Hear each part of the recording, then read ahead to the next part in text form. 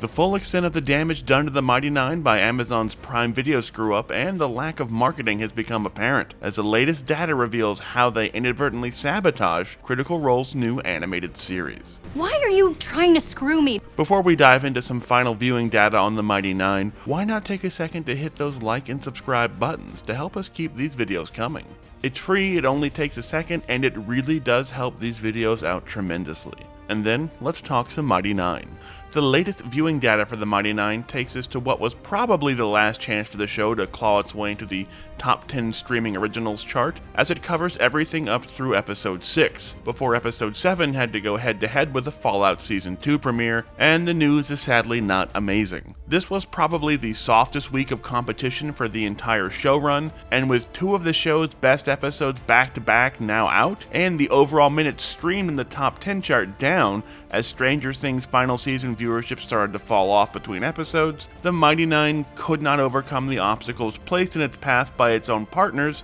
over at Amazon. As we learned a few weeks back, Prime Video was having serious issues with its algorithm, showing The Legend of Vox Machina instead of the Mighty Nine, and having the Mighty Nine not show up in recently watched feeds, even for those fans who searched it out and watched the previous episodes. This, combined with the fact that Amazon never pushed the show to Prime Video's front page feed, although once again they did accidentally push The Legend of Vox Machina there by mistake, and the fact that they appeared to leave the entire marketing campaign to The Legend of Vox Machina and Mighty Nine's social team over on X, meant that the fact that the show made it briefly to the top 10 in so many countries week 1 and 2 was something of a minor miracle. But as the issues piled up and the competition got more intense, even those top 10 appearances vanished as Amazon Prime Video's issues kept piling up and making it harder for fans to even find the series. Add in the fact that Prime Video spent that time using their YouTube and social media platforms to push Fallout Season 2 and other animated series like Has-Been Hotel instead of their own Critical Role collab, and we were left with the Critical Role cast itself having to do a ton of the promotion for their own show, more than we've ever seen them do for any season since the original Vox Machina, and have not a ton to show for it thanks to their own partners. Now, the Mighty Nine was still a success, it did manage that strong initial start, and it was up against the most brutal streaming competition of any animated series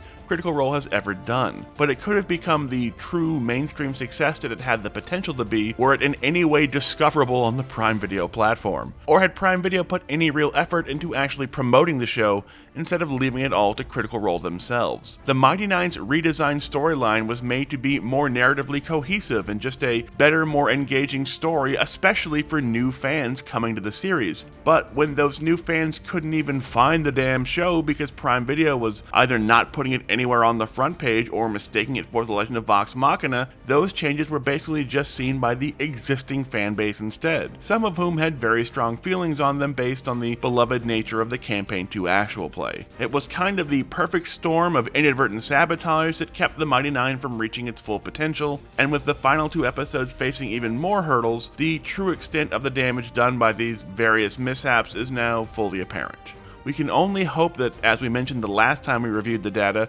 that someone at Prime Video realized these massive errors, made both internally and in the promotion of the show, and Season 2, which is where the storyline truly begins to take off, will get a fair shake when it premieres sometime in the next year or so. So what do you think? Will Amazon learn from their mistakes in time for Season 2 of the Mighty Nine? Tell us down in the comments section, and don't forget to hit those like and subscribe buttons.